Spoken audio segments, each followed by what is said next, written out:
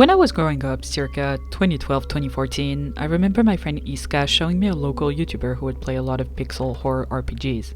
He was partially known for that actually, to the point when I met someone at a convention, I was dressed as Dio from Mad Father, and a person called me by the nickname that YouTuber used for this character, and I understood the reference. I may have been a little young to be consuming this sort of content, but it completely blew my mind. I loved the pixel art style with a perfect balance of retro and anime. I liked the fact that they were horror games, but not too scary for my still developing brain, and often put into deeper topics like bullying, abuse, assault, isolation, long-term illnesses, family, trust, and the list goes on. It was also my creator's first introduction to game design, as they tried, in vain, to make a horror game like these when he was younger. To this day, it's still a genre that I love and would love to have my creator make a game in this style one day. Sort of as an homage, you know? I've played many of the classics. If you're into pixel horror games, you've probably heard of or played Aoni, Mad Father, Corpse Party, The Witch's House, or Misao.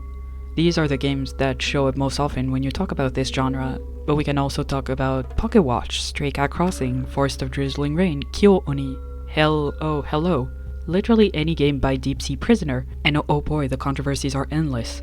Or even Yumeniki, which is often considered to be the first of its kind. My creator's favorite pixel RPG horror game is Ib. No reason why? The titular character, Ib, whose name is a mistranslation of the name Eve, visits an art gallery on her birthday and finds herself transported into a strange and twisted world of the art of Gyartena, and she needs to escape, meeting other characters and monsters along the way.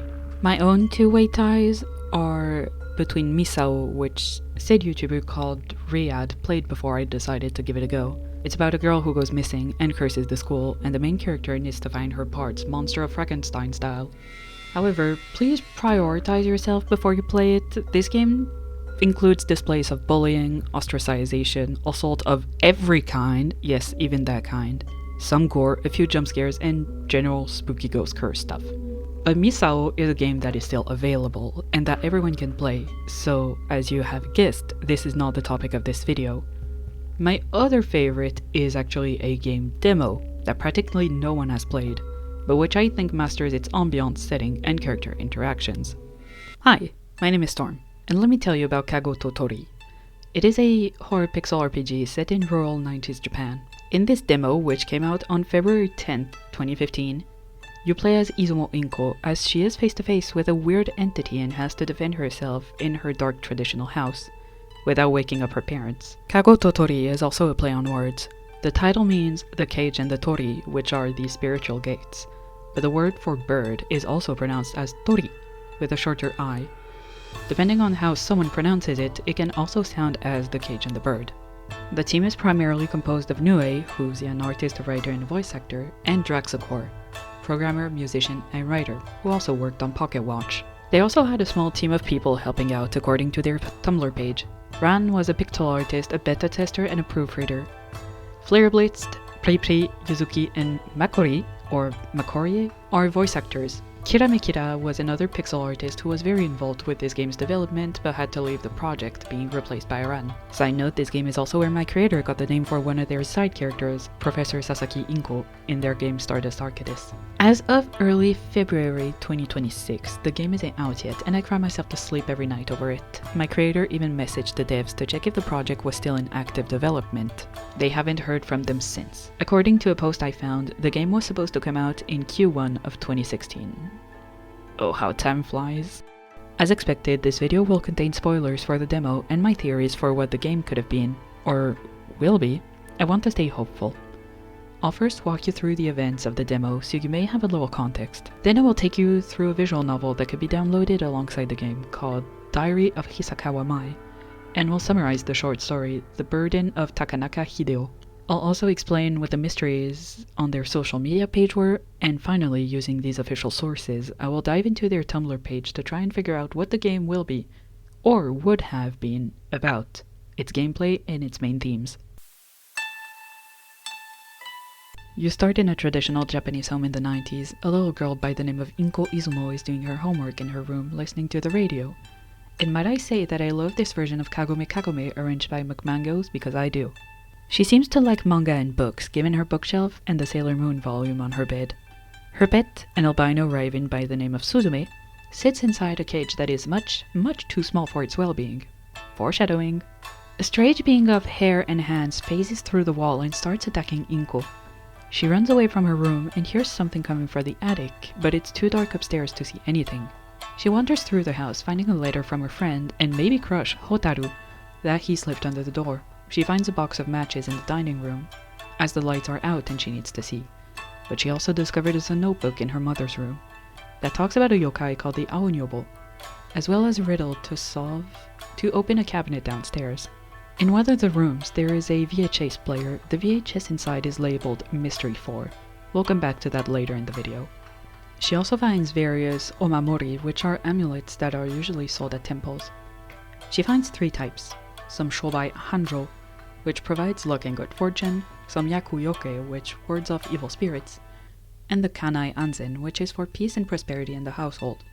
Foreshadowing again! When the prayer cabinet is open, Inko finds prayer beads. With light and protection, she heads up to the attic, which is full of various things and books and looks rotten in the center. However, you can also find references to other horror pixel games like, I don't know, just my creator's favorite as Gertena is the gallery painter from Ib. I lost my mind when I saw that. That dude wearing white almost gave me a heart attack. And I don't even have a heart, I'm a robot. On the other side of the attic, you find a flame.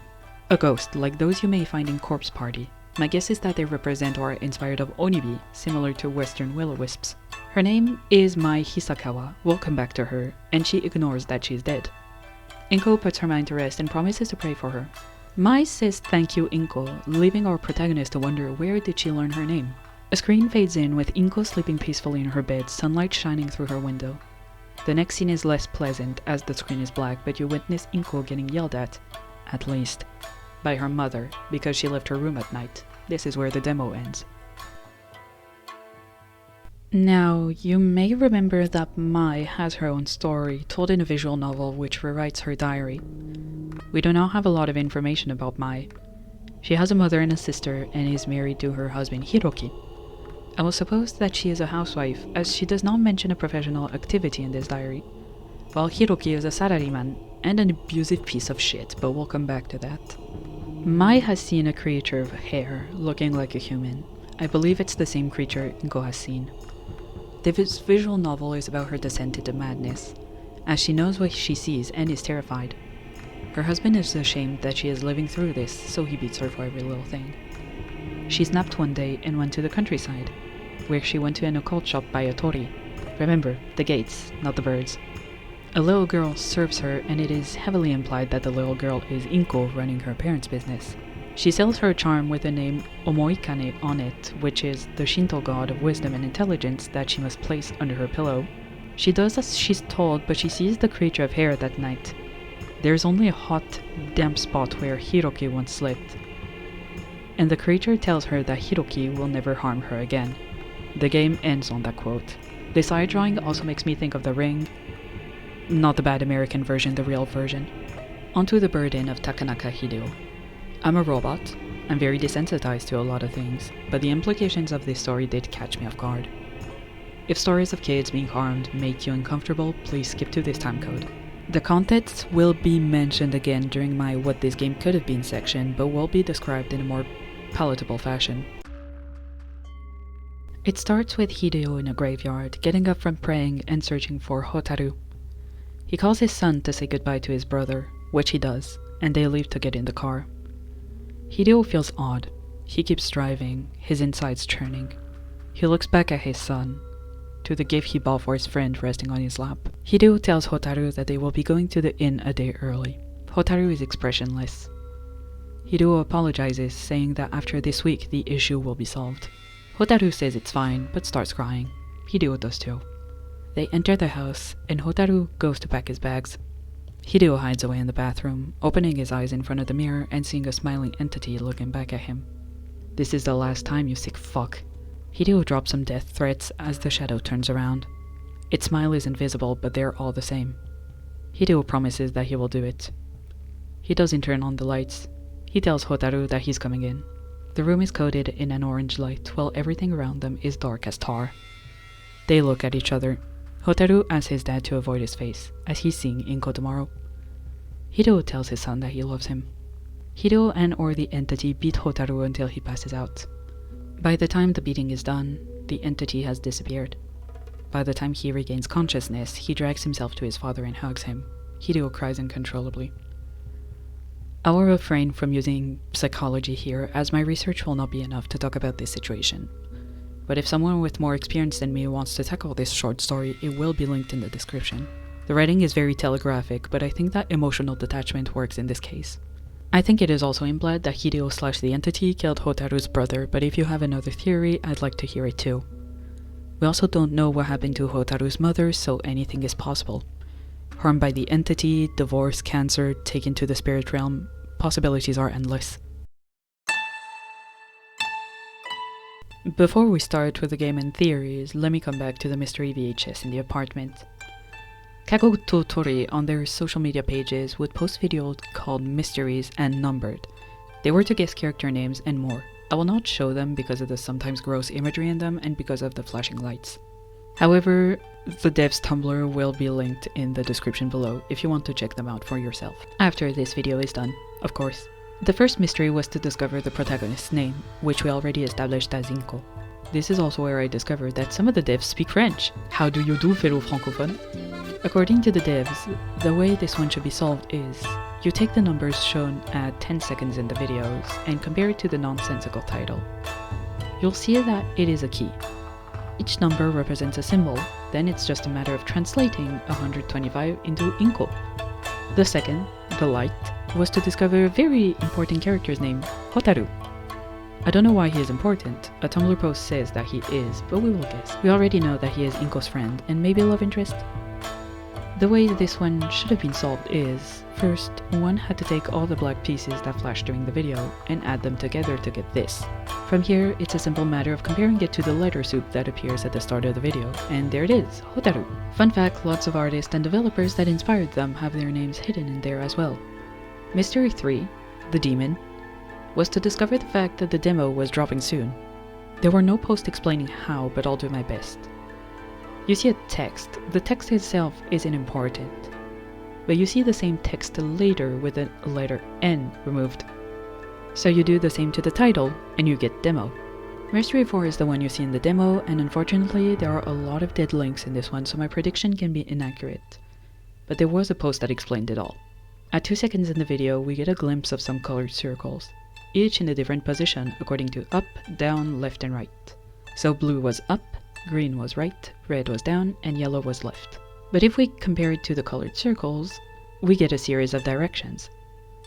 If we move Inko from the spot where we watch the video, in front of the TV, using the arrow keys with these directions, we are led to a wall, which is where we find the password Ofuda, which are Shinto and Buddhist talismans. I'm not sure what the link is here, as we do see a lot of them in the game already, but my theory, following the context clues, and posts and dead links, is that you would go to a file sharing site and would enter Ofuda. From there, you would be able to download the diary of Hisakawa Mai and learn about her story. Mystery 5, GKVN, needed to be understood with a tabula recta decoder, and the answer was love. It led to a reward, which was the story called The Burden of Takanaka Hideo, which I've talked about, and he is Hotaru's father. The way you would find the fact that you needed a tabula recta decoder was by checking out their newly made Twitter account and finding a hint there. Since then, the account has been deactivated. From there, that story was readily available to anyone who wanted to check it out. Mystery 6, Night Rain. Nothing to do with my creator. The solution was a 3-digit number as hinted to by the lock image, the same found in the demo. In the final sequence of the video, you see a wall full of drawings. The 3 main ones were a lantern, a tori, and a cherry tree. If you count the lanterns, you get the number 7, with 1 cherry tree and 1 tori. You get 711. Finding this answer gets a character reveal, Amaya Izumo, Inko's mother, who is as nice as she has eyebrows. Mystery 7, the curse box. In the video, you see a picture of Hotaru with the sentence, "Do you know my name?" and the word name backwards. By combining the two, you need to write down Hotaru's name backwards. On their Twitter, they posted tinyurl.com sure is useful, #M7. Going to tinyurl.com/urato, it takes you to a Google View Street link. From there, follow the instructions. Do not cross the gate, but look behind you. The solution was this legless lady which looks like a ghost, and that's the image you had to send to the devs. To me, this reward was the coolest, as you would receive a physical box with a t-shirt and a letter from the developers. Mystery 8, sin, or rather the kanji for guilt, sin, or offense according to Wikipedia. There is no explanation as to how this one should have been figured out, but we do see QR codes in the video, and the answer was supposedly human. The reveal was Inko's father, Nori Izumo. There were supposed to be 7 more mysteries, and the game would release with Mystery 15. Alas, no information could be found on those 7 other mysteries, and we may never see them.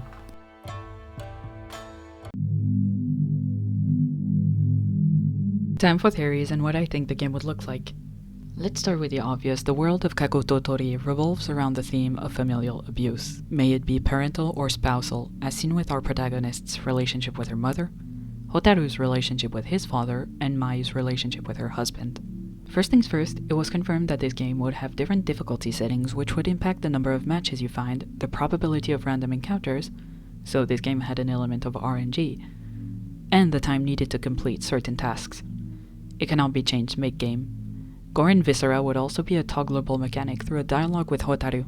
Another mechanic was to be implemented, codename Kakurembo, which means hide and seek. It was still in its experimental phase, and there are no more news about it, but we can suppose that it is a mechanic that would require you to find shelter, and hide from danger like in Follow the Darkness. The comment saying that they are weebs when they revealed the mechanic might mean that this is more a reference to the short movie Kakurenbo and not the game, directed by Shuhei Morita. According to Wikipedia, the film entails a game of otokoyo, literally a manhunt, a version of hide-and-seek played by children wearing fox masks near the ruins of an abandoned old Kowloon-inspired city. The children who play this disappear, believed to be spirited away by demons.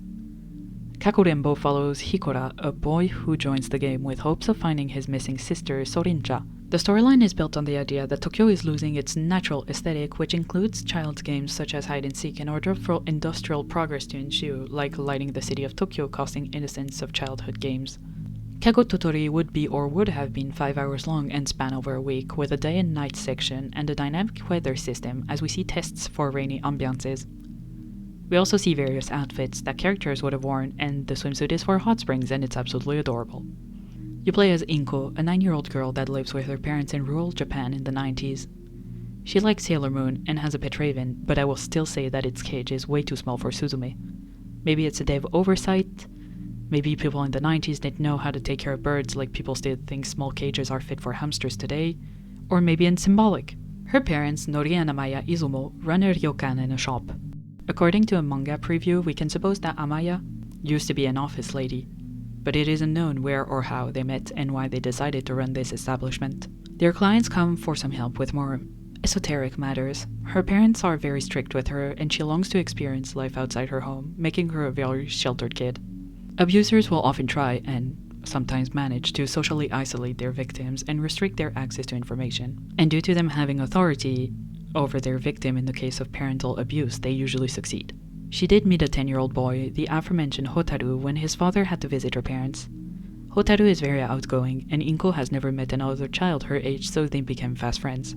He is fascinated by Inko's life, and she loves to see what he brings back from the city when he comes to visit her. Hideo comes to see Inko's parents because he is cursed. A spirit follows him around and makes him harm those closest to him, such as Hotaru or his other child. It is unsure if his other child died because of him, which is heavily implied, or because of the spirit, which is also implied, or if his cause of death was unrelated to these two causes entirely. I think this game would have played like a Persona game. During the day, you explore the house, talk to NPCs, and learn more about the characters staying at the house and shop, maybe also help a few clients. I think you would also be able to interact with some spirits during the day as well, as we see a sprite and a journal entry for a Zashiki Warashi, a little household but playful but benevolent spirit. There is also a book in the attic which mentions an Aonyobo, a court lady who became a yokai and eats visitors of the ruined house in which she lives. At night you go through the torii by the ryokan and enter the spirit world, which is where I think most of the occult happenings will take place. There is a sprite for another yokai, and she looks absolutely fantastic. There would be many different maps and regions in the spirit world, including a maze. You would also be able to take care of a virtual pet, which is totally not a Tamagotchi. My creator remembers that they had these little pet shop Tamagotchis growing up in the early 2000s, and they had to be banned from classrooms. The virtual pet in Kago To Torii looks like Punpun from Oyasumi Punpun because, I quote, Drax has a serious problem, but I don't see which one. Oyasumi Punpun by Inyo Asano, which is an absolute beast of the manga world, follows the story of Ponyama Punpun as he grows up and moves through life. It's a story that deals with growing up, family, dreams, love, heartbreak, divorce, jobs, loss, art, religion, and will even mention the darkest recesses of humanity, like depression, social isolation, cults, crime, murder, assault, imprisonment, or suicide. All of which is told through a beautiful, detailed art style for everyone except the main character, who is drawn like this because he could be anyone, and anyone could be him. It's a raw human story and one of the best mangas ever made. So the game loop would be, learn about some occult being or help a client during the day, and help or defeat the spirit during the night. The overarching plot would concern two storylines, Hideo's demon and Inko's relationship with her parents, which can either be just because her parents are awful people, or they're also haunted by a malevolent spirit, maybe both giving the hairy hand-covered monster. I will probably say the latter, as we see a condemned door right next to Inko's bedroom covered in Ofuda to ward off evil with a capital E. On the 7th night, the adults would either die or repent in a way that would be linked to the aforementioned monster. I see no other option for this type of story.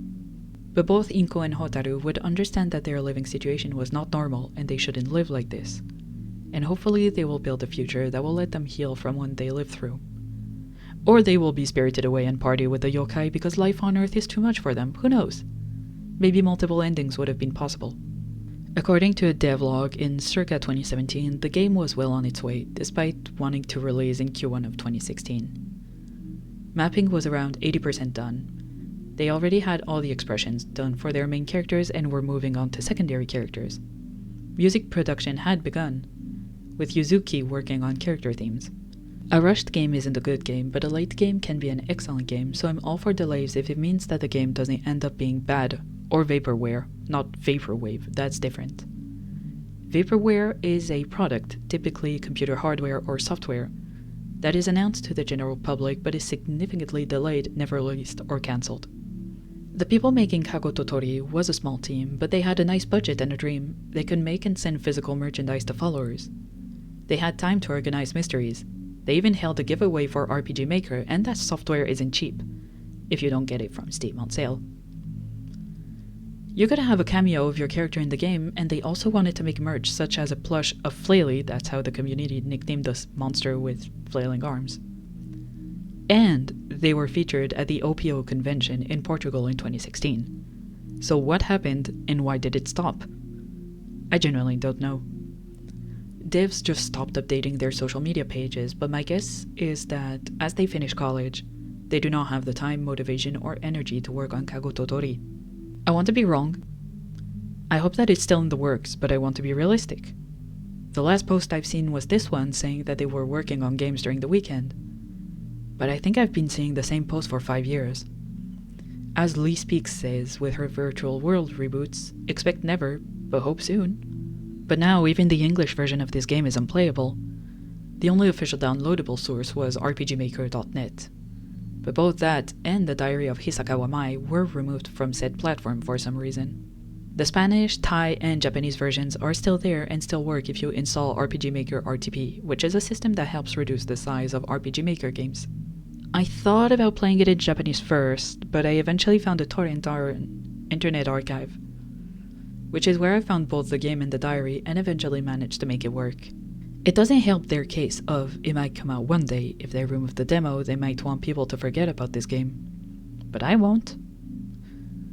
The demo is beautifully crafted, and even by looking at their Tumblr page and how active they were, it was obvious that they were passionate about this project, so every link will be in the description if you want to check it out. I'd be very happy to have more people speak about it, and who knows, it may motivate the devs to give us an update one day. So there you have it, guys, a little description of what was, what is, and what could have been, or what will be, one of the best pixel RPGs and ARGs I've ever played. Or maybe will ever play. It makes me think of Forest of Drizzling Rain a lot, mostly due to the Japanese folk horror and the vibes, as well as Chapter 2 of Stray Cat Crossing, which deals with the mother theme and is very calming and has a lot of nature vibes. Would you play something like Kago To Torii? Have you played something like this before? I'm always looking for more game recommendations in this style. And thank you for watching, fellas. Please feel free to like, comment, and subscribe, and I will see you around the internet, fellas. But let me change my outro as an homage to the content creator which made me discover this genre. À la prochaine, les paladins de la puissance. Et soyez sages, bitches!